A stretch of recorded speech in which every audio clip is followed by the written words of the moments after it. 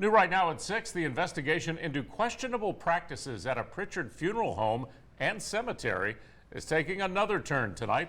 The man at the center of the investigation is now under arrest. Cedric McMillan turned himself in and is facing felony charges for allegedly violating his sex offender registry requirements.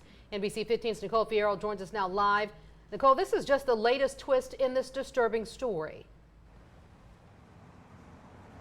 Kim and Greg, Captain Paul Birch says the sex offender violation, well, that's part of the story, but zeroing in on this cemetery and who is buried here, that is part of the bigger picture.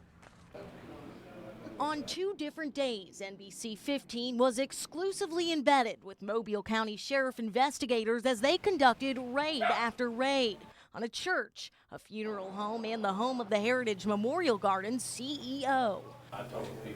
The investigation had a common thread, and his name is Cedric McMillan. Days after NBC 15 exclusively captured deputies discovering foul-odored, empty used coffins stored in a church, they served McMillan a warrant on another case for violating his sex offender registration requirements. He's now turned himself in. The cemetery issue is what got everything started, and it just kind of evolved quickly from there. Some of McMillan's own family members that have provided information that is pretty concerning. Perhaps the biggest concern, checking to see if caskets have been removed from their plots. Captain Paul Birch says the next step is processing boxes of evidence, then heading to the burial site to see if loved ones are buried where they're supposed to be. If we do ground penetrating radar and it doesn't show anything and there's supposed to be a casket or a body there, at that point, we would probably have to dig to verify that.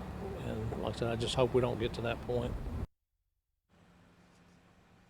Since loved ones heard our reports about the cemetery controversy and investigation, we have been inundated with phone calls and community members actually coming here to tell us about their fears and concerns about those they're mourning. Reporting live in Mobile, Nicole Fierro, NBC 15 News.